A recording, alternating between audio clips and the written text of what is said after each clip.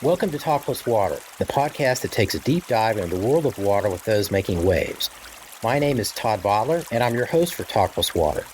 I'm also the principal of Collaborative Water Resolution, through which I conduct water research, provide facilitation and mediation services and training, and provide recruiting services for water executives.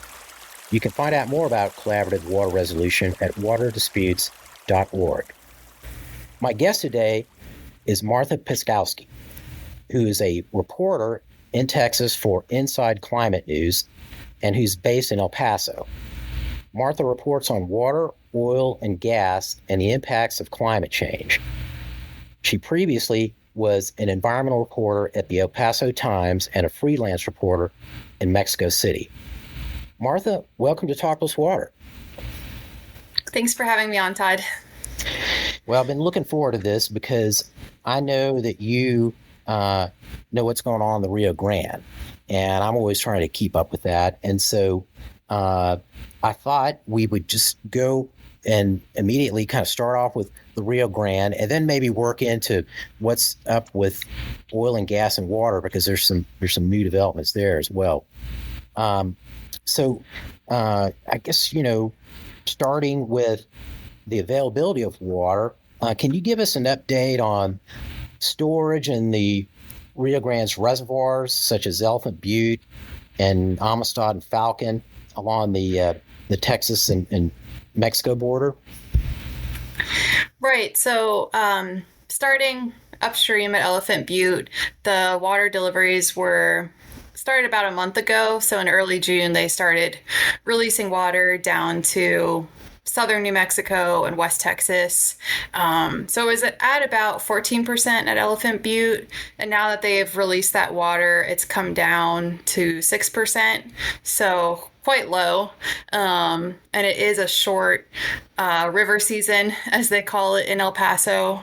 So in the city of El Paso, we're only going to be getting Rio Grande water from early June into August. So that's much shorter than the normal season. But of course, we've been having fewer normal years. And, there's been recent rain. The monsoon started a little early this year, so cautiously optimistic that we'll get better rain this summer. And then going down to Amistad and Falcon in South Texas, Amistad's at 31% now, so it's come up a bit from last summer when it hit some historically low levels, but still not in great shape. And Falcon's at around 15. So, the rain so far is encouraging, but overall the reservoirs are still at pretty low levels.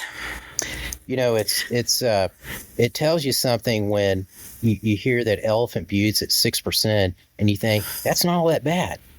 It's been lower in the last few years, but I'm sure there's got to be a certain amount of fatigue that everybody has around that in the El Paso area, thinking about, wow, are we going to get any water from Elephant Butte this year?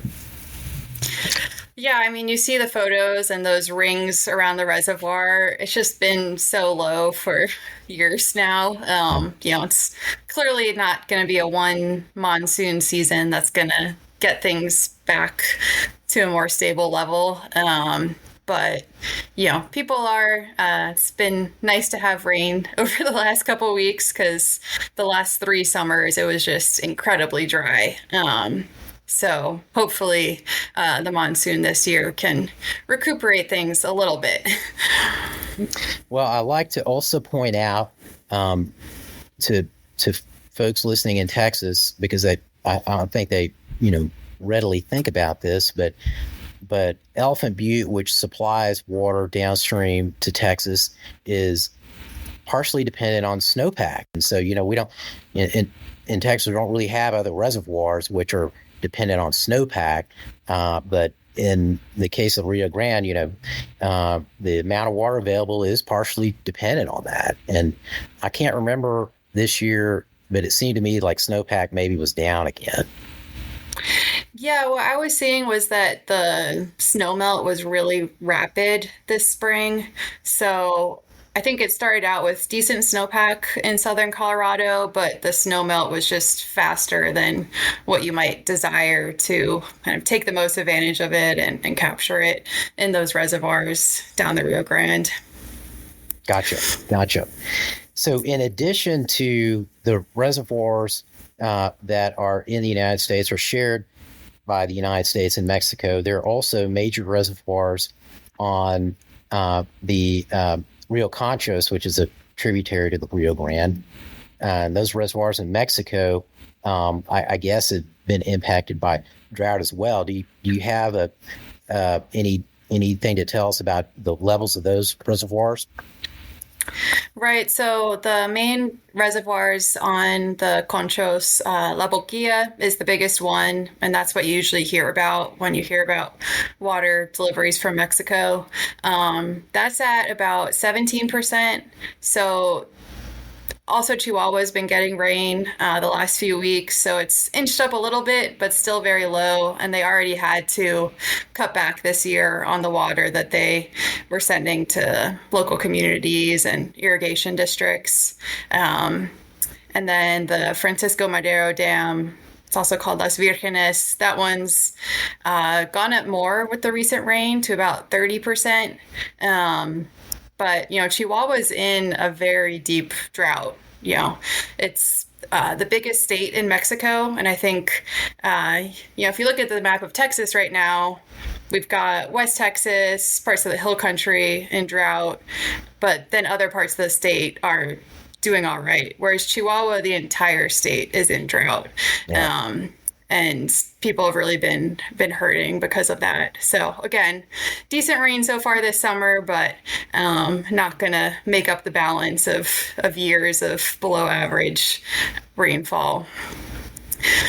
So a few months ago, there was a great deal of discussion about what's often referred to as the water debt between Mexico and the United States. And, it's essentially referring to deliveries of water from those reservoirs on, I think, mostly on the Rio Conchos to the Rio Grande, and then that water is used a lot of it's used for irrigation, but for other uses downstream in the lower part of the Rio Grande. And I haven't heard anything recently about that, but I think there at least was some kind of temporary resolution or partial resolution. Can you talk to us a little bit about that? It's been in flux. Mexico has a 5-year cycle to send water to the U.S. on the Rio Grande, and that cycle is going to end in October. So, they're getting up to the deadline, and the consensus is they're not going to be able to catch up by October to hit that mark of where they're supposed to be after 5 years. There was an agreement last fall that was reached, which was a new minute to the treaty. And we have seen it tick up a little bit, the amount of water that Mexico has sent.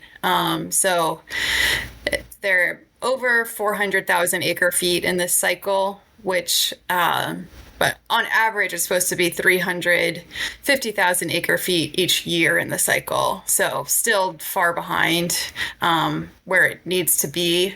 And, they're not going to hit that mark for the 5 years by October. And a lot of this water that gets sent to the U.S. is kind of what's spilling over the dams. It's not that they're opening the floodgates and sending the U.S. a bunch of water. So that's sort of where the contention comes in with some of the irrigation districts and politicians in Chihuahua, who want to keep what water they do have, which is not enough water for use within the state of Chihuahua. So you mentioned a new minute in the treaty, the 1944 treaty between the United States and Mexico regarding the Rio Grande, but also Tijuana and Colorado rivers. What does the new minute do, Minute 311? So this minute was signed in November. There had been negotiations for over a year, and that's the International Boundary and Water Commission, which has a a U.S. section and a Mexico section. So this minute is meant to build in more flexibility. So there's certain options that Mexico has, if they haven't hit that 5-year mark. So this minute allowed them to employ some of those options earlier in the cycle. So it was set up so that farmers in South Texas could start getting water sooner than waiting till, this coming fall. There's debates around those different sources of water that can be sent to Texas. Not all of them are the same quality. So it wasn't, this minute wasn't unanimously celebrated on both sides of the border, but it was a step forward to show the intent of both Mexico and the U.S. to resolve this. And, when Mexico does commit different kind of buckets of water to the U.S., that also has an impact on their water users further downstream. So, that part of the Rio Grande, Amistad is storing water for both the U.S. and Mexico. So if more of that water goes to the U.S., there's someone on the Mexican side, whether they're in Tamaulipas, Nuevo León, who's not going to get that water. So, this is just a calculation that the Mexican government has to do of, where they can give up some water to meet their commitments to the U.S. And, since the Trump administration came in, we have seen a shift in the approach. The IBWC, there's a lot of diplomacy and trust building with their Mexican counterparts. Trump started raising this water issue on social media and raised the threat of tariffs on Mexico tied to the Rio Grande water. So there was an announcement this spring that Mexico had committed to send water, but it's not really clear how different that is than what was already established. But Trump definitely raised the temperature around the debate, and we'll have to follow along and see how that plays out. That's a good point that you make there. The new minute 311, we had a different commissioner for the International Boundary Water Commission, Commissioner Guinea, and so we've got a change in administration. We've got a new commissioner, and so it'd be interesting to see how that relationship works out with that agency, which is if you're not familiar with it, there's a Mexican commissioner and a U.S. commissioner that are part of it, and they work jointly to implement that treaty, and which involves a lot of water management issues, not only just water supply, but also like water treatment, wastewater treatment issues as well. So I'm curious about this. You were a journalist in Mexico, and so you may have heard more from, or you may have heard some from people in Mexico, how they look at this whole issue with the United States or these water deliveries. And so I'm kind of curious about that. Is this looked on very differently in Mexico than we look upon it here in the United States, and particularly in Texas?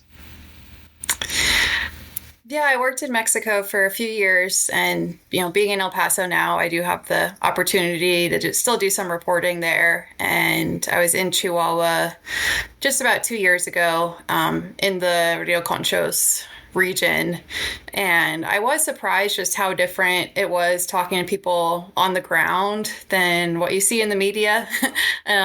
I am a reporter, and being in Chihuahua and talking to people at the irrigation districts and some politicians, the issue is a lot more complicated than we often hear. So it's sort of portrayed as a water war between the U.S. and Mexico, and Mexico doesn't want to give up their water to give it to the U.S.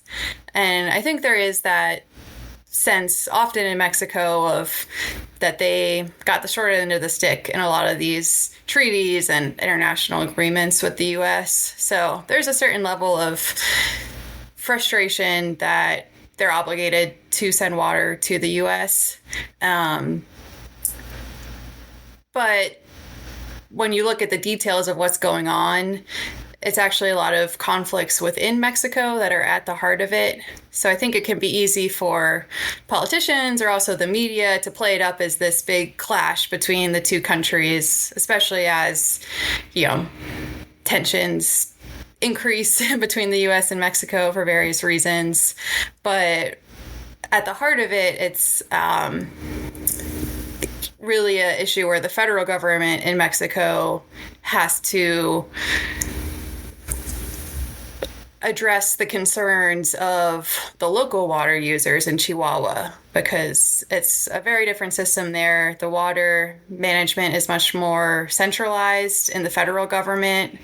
So, in Texas, we don't have bureaucrats in Washington, D.C. making these little decisions about how to allocate water on our rivers. That's the TCEQ, that's state agencies, whereas in Mexico, it really is the central offices of the National Water Commission, CONAGUA, that call the shots. So once I was talking to people, I realized it was much more of a question of this struggle between local and state control over water resources with the federal government than, a water war between the two countries, which I realize it's an appealing narrative, but it's a little more complicated than that. And, but I think it gets oversimplified and you kind of lose the nuance of what's actually at stake.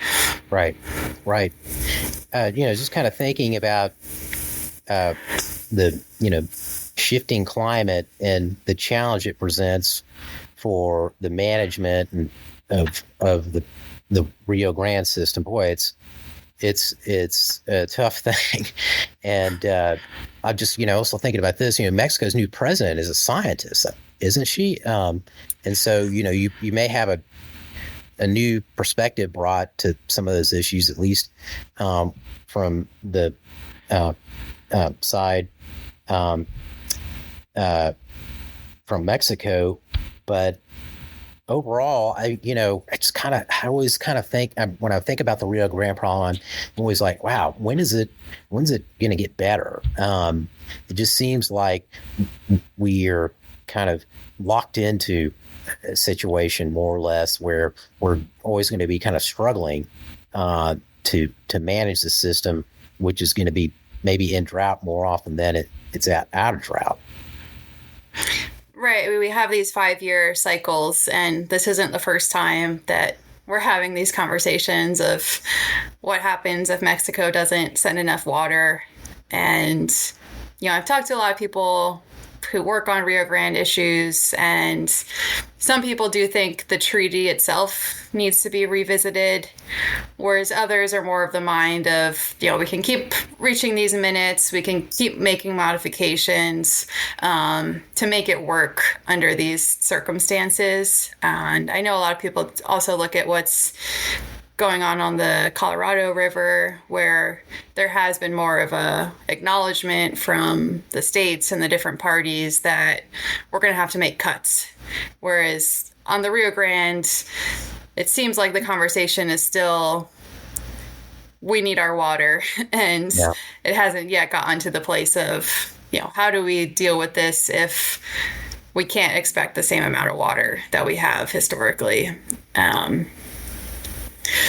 Yeah, it's a tough deal, isn't it? That's a tough nut to crack. Let me ask you, shifting a little bit here, you've been talking about the, international management and some of the, issues concerning the 1944 treaty.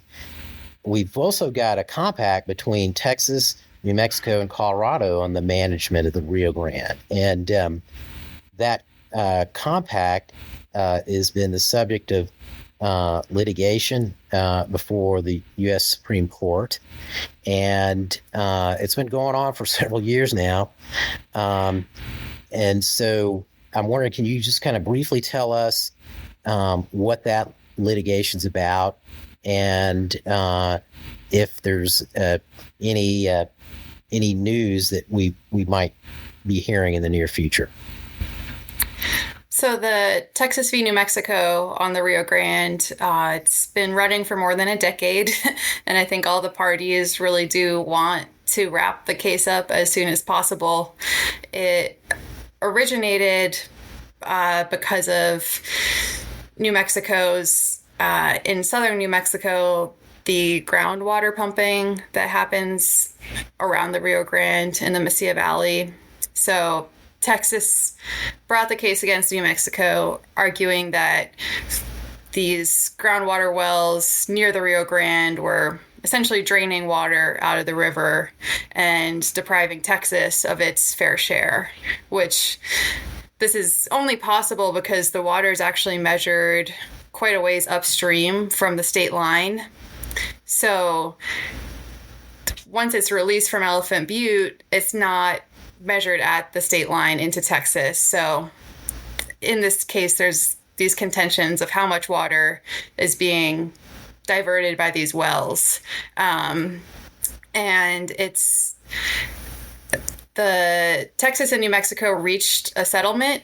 And then last year, just over a year ago, the Supreme Court rejected that settlement. So the case is sort of in an odd spot because it's a dispute between Texas and New Mexico, but the states, and also Colorado, I shouldn't leave out Colorado, though they're not a major player in the case. They are a party to it.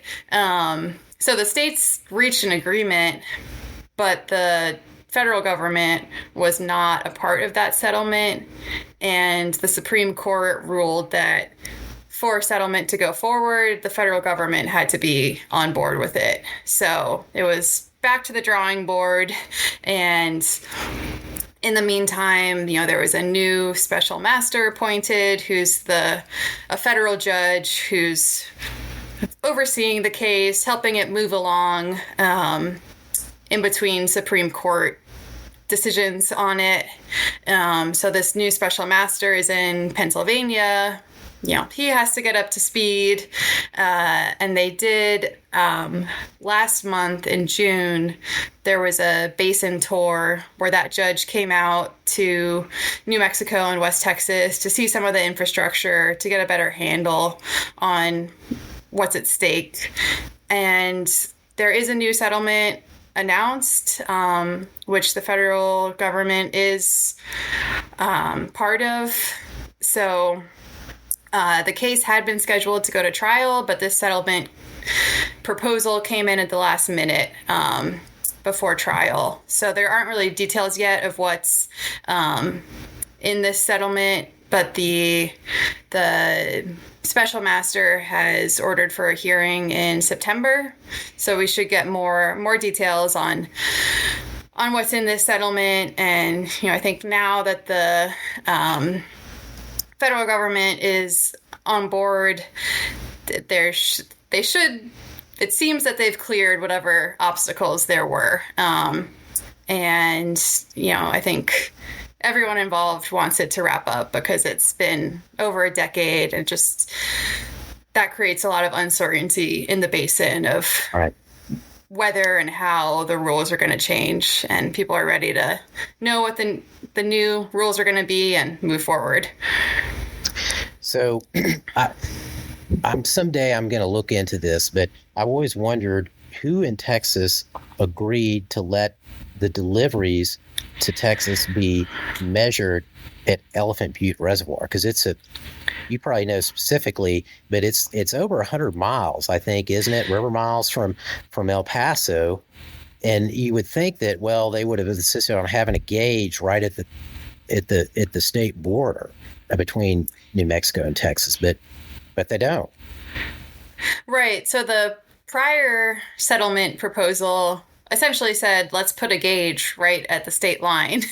And seems like that might be part of this new settlement proposal, but this is also in a desert. There's lots of evaporation. There's a lot of water loss as the water goes down from Elephant Butte to Texas. So just in terms of accounting, it's a strange situation that hopefully there'll be some more clarity and just buy-in from both states that they agree on how much water Texas is getting. Right. Yeah, I mean, the horse is out of the barn in a lot of ways because, if they originally had said this amount has to be delivered to the state line, that'd be one thing. But moving the delivery point, I mean, the whole issue of how much is evaporating or being absorbed or being siphoned off, comes into play. And I'm looking forward to seeing what they've come up with. We'll see how long that keeps everybody singing from the same sheet of music, at least with regard to the Rio Grande Compact. There was another court-related decision here recently that was actually by the Texas Supreme Court. And that case has to do with, the name of the case is Cactus, which I love, Cactus on the water case, Cactus versus COG. And I can't remember what COG stands for, but if you remember, tell us. But can you talk a little bit about that lawsuit? Because as I mentioned at the beginning, not only is water focused, but oil and gas. And this case has got all those things in it. It's got water, oil, and gas in it. The Cactus v. Cog case, the Texas Supreme Court just ruled at the end of June. And this case came about because a landowner who had oil and gas drilling on their land signed a contract with a company called Cactus Water Services to sell the produced water that was coming up from the oil wells on their property. And the produced water, it's a mixture of fluids that are injected underground for drilling, and then the water that comes back up along with the oil and gas. So the company that was drilling at those sites is called COG Operating. It's not a major oil and gas company. They're out of the Permian Basin.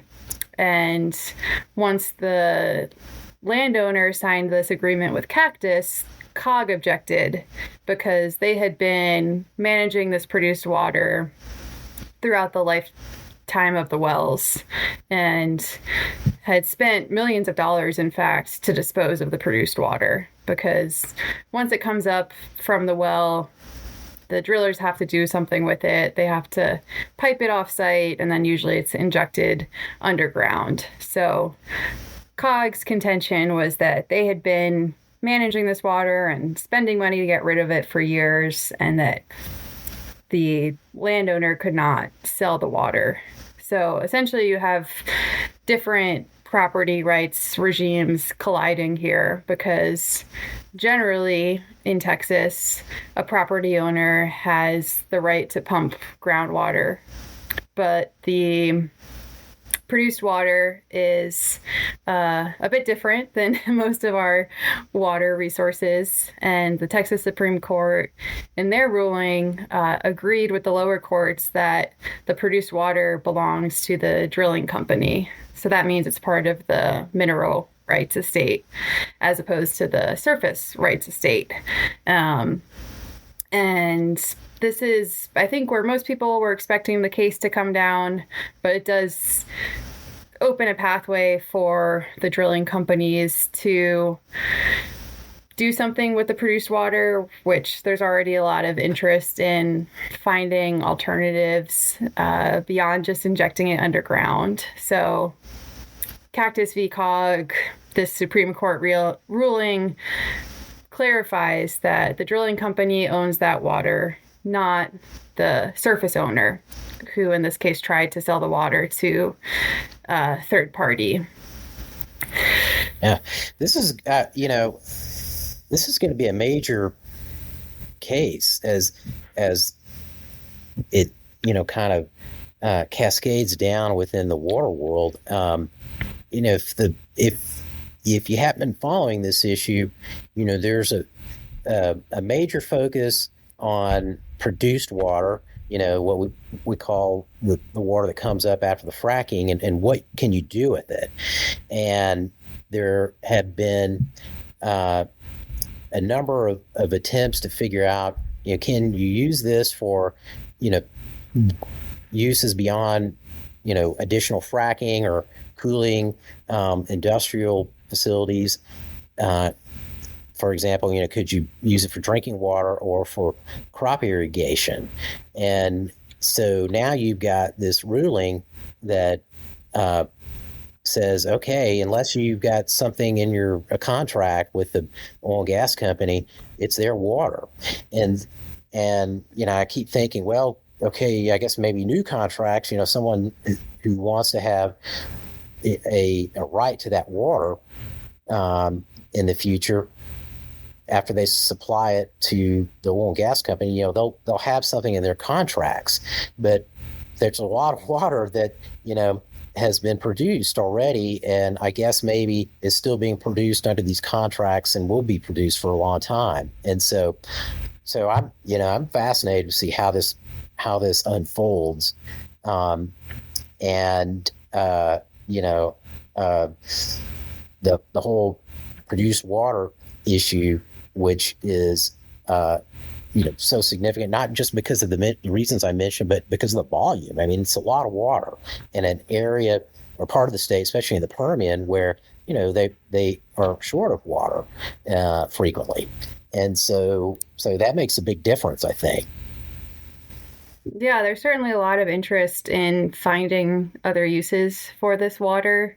It's still a ways off from, what I can tell from my reporting. There's some pilot projects to using treated water to grow alfalfa or cotton and see how that works. But there are still a lot of unanswered questions of how this would work in practice. Right. There's also a permitting program now to discharge treated produced water. And there's several applications that have been submitted where the produced water would be treated and then discharged into the Pecos River or some of its tributaries. And this raises a whole lot of other questions. I've heard some people asking, okay, then who has that water right of this additional water we would be putting into the Pecos that's not covered under the current regime of Pecos River water rights.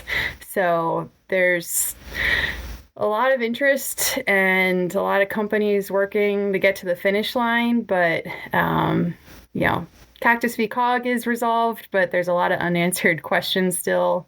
Also, when it comes to any minerals in this water, there's some produced water has lithium or other minerals, and that is not covered under an oil and gas mineral right. So people are hoping to mine the produced water for minerals, but then the question is, whose lithium is that? Who gets the benefit? So it's a really interesting area right now. Yeah, I've fielded some calls from attorneys and especially in East Texas about lithium, and that same issue about who owns the water after the production. And it's not really clear yet, right? Unless you have something in a contract that spells it out ahead of time. And certainly is that lithium play in the Smackover, it's called, that formation that goes from Florida into East Texas, as that develops, we'll get those questions, figured out probably. But for right now, it's kind of, a lot of people, not really sure what to do or how to do it.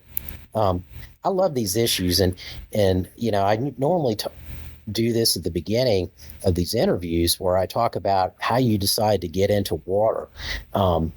as a focus for your career, but you're doing all the things I think are like really fun. I mean, getting into these issues, that no one really has an answer for yet, and people are kind of feeling their way around about how they're going to handle produced water, and then you've got, very complicated, water sharing agreements between the states and between the United States and Mexico and all that. At what point did you kind of say to yourself, well, I would love to like cover these water issues as a reporter? Well, I've been a reporter for almost a decade now, but it's only in about the last 4 years since I moved to Texas that water's become such a big focus in my reporting. And I grew up in Maryland, outside Washington, D.C., so didn't give water a whole lot of thought. Spent some time on the Potomac River and surrounded by green landscapes. So I think moving to El Paso, that was in 2021, just coming from the east, I was struck by the landscape and how essential water is, which it's true everywhere, but living in the desert, you really could not ignore it. And I was working at the El Paso Times, and before I even got there, there'd been an incident where a sewer main broke on the west side of El Paso. So there was sewage being diverted into the Rio Grande, and the river didn't have any river water at that point in time. So I was just immediately thrown into this scenario of, what does it even mean that the river doesn't have water most of the year? And just got really fascinated by how the Rio Grande is managed and all of the tough decisions that go into that. I think water is just an entry point to a lot of questions of fairness and justice, and it's an area where our society has to come together and reach some agreements about how to manage it. And I think it just gets at so many essential questions. And to me, as a reporter, it's so much more interesting when there's not a clear answer or an obvious outcome to a story. I think a lot of these, whether it's a lawsuit or, a discussion of how regulation should be shaped around water, there's just so many different sides to explore, and has certainly kept me busy over the last few years. And I think everyone can connect to water. It's an issue that impacts everyone, and it can be a really good starting point for some of those conversations that can be contentious. So it's a great. I mean, I love that. And I was just thinking about this. I mean, you're in Maryland and you go to El Paso. And I don't know, Maryland probably gets 45 or 50 inches of rain a year, and then you go to a place where you get 8 inches. And so as opposed to someone who may have grown up in El Paso, you're kind of looking at it with totally new eyes, right? I mean, this is a strange situation, and these issues that you might have taken for granted in Maryland, you can see that people can't do that in El Paso or in West Texas. And I love those kinds of issues that you just described that are driven by disputes over water or questions about how to manage water, because they are really complicated with a lot of variables that you just don't see in other issues, I think. What do you think? Yeah, and with the floods this weekend in the Hill Country, it's so awful to see. And, looking back in history, I can say, oh, wouldn't it be nice to have a free-flowing Rio Grande through El Paso? Isn't it sad that we don't have water? But those decisions were made in large part because of flooding. So there are these trade-offs that we have to deal with, and it's not easy, and we're learning more all the time, but we're left with the legacy of these projects that are sometimes over a century old. And how do we go forward? We're not all going to agree, but I just find it a really fascinating topic, and one that's only going to get more important in the years to come. So I always encourage people, elsewhere in Texas to look at what cities like El Paso and San Antonio have been doing that have had to confront this scarcity, because there's just going to be more parts of the state and country that are in that situation. I agree. We're totally in agreement on that. So, Martha, let's go ahead and wrap up with one final question. How can our listeners find out more about your work? So I work for Inside Climate News, and all my stories are on our site. That's insideclimatenews.org. There's no paywall. You don't have to subscribe. And we also partner with a lot of outlets in Texas, like the Texas Tribune and the San Antonio Express News. So you might come across my stories in one of those outlets. And I'm on LinkedIn. If you search for my name, I'm the only one. Also post on Twitter and Blue Sky. So you can check out that social media and then go straight to our page on Inside Climate News to find my reporting. That's great. I love that Inside Climate News is not behind the paywall, because that's the bane of my existence. I see great articles in other newspapers, but then I can't get to them. Well, listen, thank you so much for joining us today, Martha. I really enjoyed our conversation. No, thank you, Todd, and appreciate what you're doing to get these issues out there as well. Oh, well, thank you. So this has been Talkless Water. My guest today was Martha Pskowski, who is a reporter for Inside Climate News based in El Paso. Martha reports on water, oil, and gas and the impacts of climate change. I want to thank you, the listener, for spending your valuable time on this podcast. Finally, I want to give a big thank you to Anna Huff and Sarah Wingfield at the Meadows Center for Water and the Environment at Texas State University for getting this episode of Talkless Water ready to go. If you enjoyed our discussion today, please leave us a review and let us know. And, subscribe to the podcast. And if you want to go for, a step further, you could consider supporting the podcast through your account at Patreon. My name is Todd Bottler. Let's talk water again soon.